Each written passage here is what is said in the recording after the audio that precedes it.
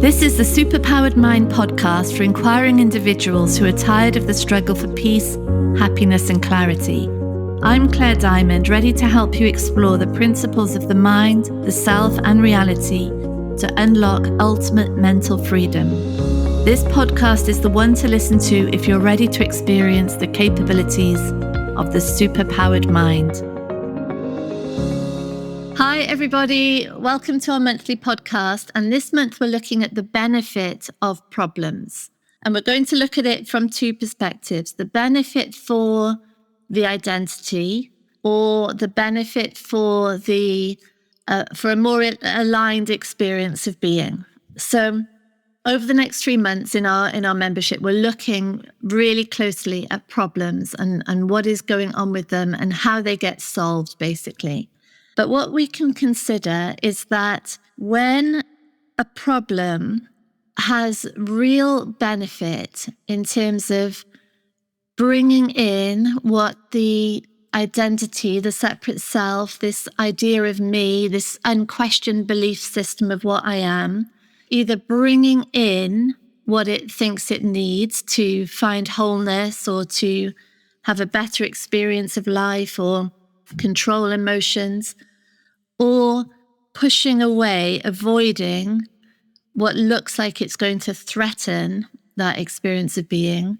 What we can see then is that the problem and the identity are really made of the same conditioning. They're coming from the same belief system of insecurity, fear, need, shame.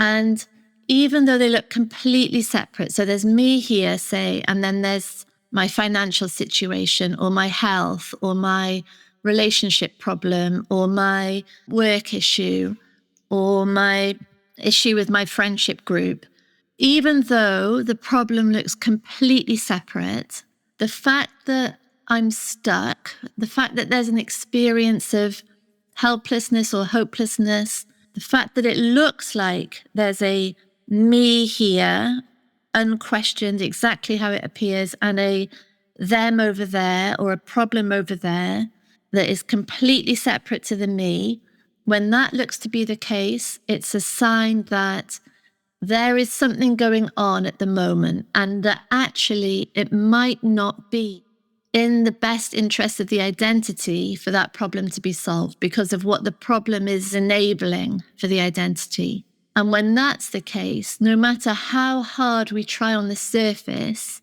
so no matter how much we talk about the problem, how much we think about it, how much resources we put into solving it, how much energy is going into it, it won't be solved. It can't be, because the underlying need is for that problem to stay in place because it's doing something, it's got a job.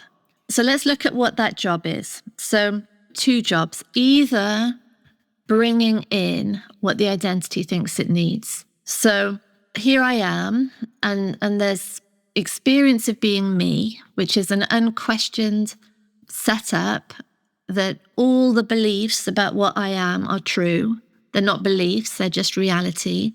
So there's this conviction of a separate me, and that separate me is made of need, fear, shame, insecurity. It's a belief system of vulnerability, of fragility, of incompleteness.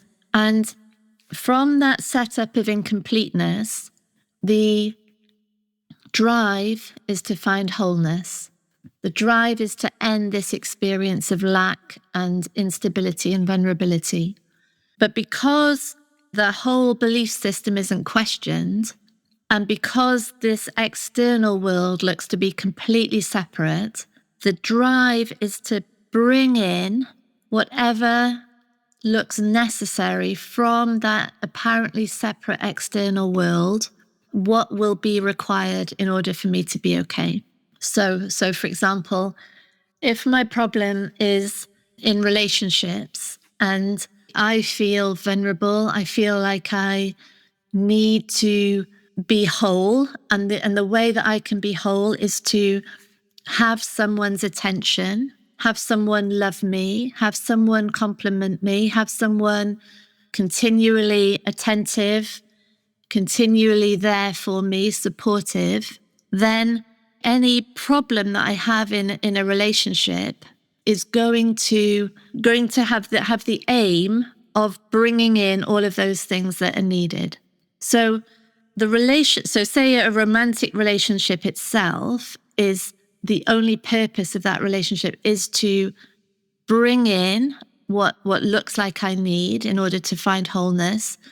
And any problem that I have in any relationship, when I'm talking about it with other people, it's also to bring in what I think I need. So if I'm complaining about my husband, say, to my friends or family, it's to get the attention, the sympathy, the care that I think I need in order to be robust, to be stable, to be whole. Do you see how it works out? Same with money, say. So here I am, unquestioned me in an unquestioned, objective, separate world. And my problem is that I can't earn enough money. So we can ask ourselves, what benefit is that incapacity to earn enough money bringing in? Because what it might be bringing in is support from other people. My family might be helping me out, might be bringing in actual cash. It might be allowing me to stay in this place of helplessness while other people rally around me, provide me what I want. I might go out with my friends and my friends are saying, oh, yeah, I'm so sorry, you're so skint, it's so hard. Let me buy you drinks, let me buy you this meal. And that support is taken as a boost to the identity. Like I'm being cared for, I'm being supported, I'm being loved. And it's temporary because nothing is being addressed within it. There's no shift in understanding.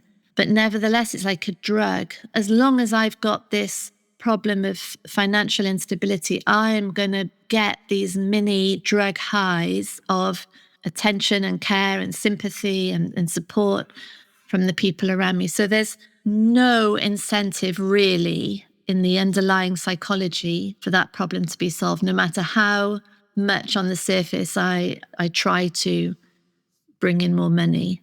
So the benefit to the identity of the problem can be so powerful that there's no incentive to get rid of the problem.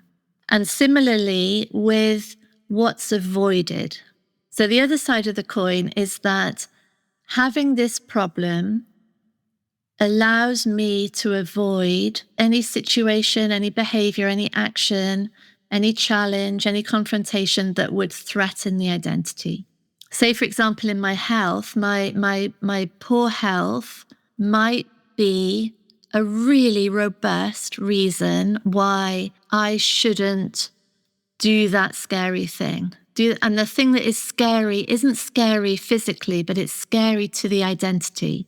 So the thing that would risk exposure or rejection, indifference, embarrassment, getting something wrong, putting my head up over the parapet and being exposed, these things can be avoided because of this problem. And again, the problem can be in any area of life, as long as it's a shield, as long as it's a protection of the identity, that the identity doesn't have to move into the discomfort, then that problem is impossible to get rid of. As long as that's the underlying mechanics, the incentive to keep the problem is too high. And again, we might on the surface be doing all sorts of stuff to get rid of it, but it's not going. And that's the reason. So the benefit of what's being brought in for all the things the identity is receiving, these mini drug highs, or the avoidance of all the threats because of this problem are what is keeping the problem in place. And it's important to say this is not all problems. Really important to say that, because we are not saying that any single thing in our life is just because of this or because of our thinking. It's all imagination. We are absolutely not saying that. There are illnesses, there is behavior from other people, there is real harm in this world, there are real deprivations that we are not going to just pretend don't exist. But what is useful always is to see what is the underlying benefit, really, of this. And if we can see anything, if we can see, for example, in our behavior where the problem itself is an excuse not to risk something, or the problem itself is the means through which we're getting attention or care, then we can see it just becomes obvious. Okay, that's what's going on. So that's the advantage of the problem for the identity.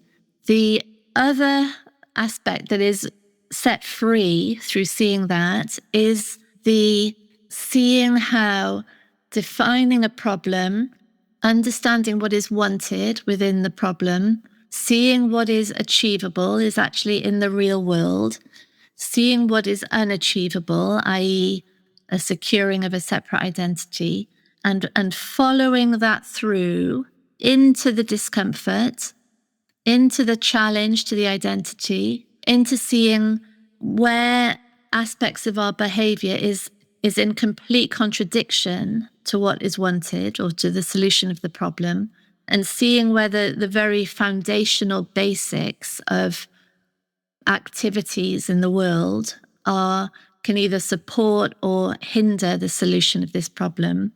That starts to be a breakthrough place, because that movement of attention deeper into the world, combined with the ongoing increase in capacity to have the discomfort, is what is starting to bring the mind into reality.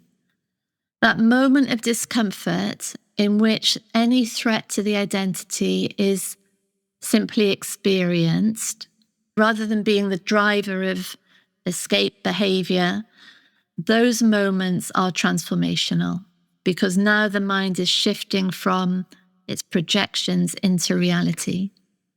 And that's the ongoing, genuine benefit of a mind engaged with problems, with problem solving, which it loves to do, is this continual bringing into reality of what is actually going on, the increasing capacity to have the discomfort, the increasing falling away of these identity receivers and identity avoiders. And that's how the experience of being aligns more and more to the truth of being.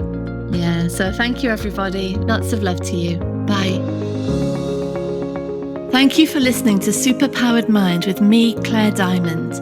If you want extra support in the exploration of your mind, download our exclusive subliminal recording, especially for podcast listeners, on bit.ly/podcast subliminal.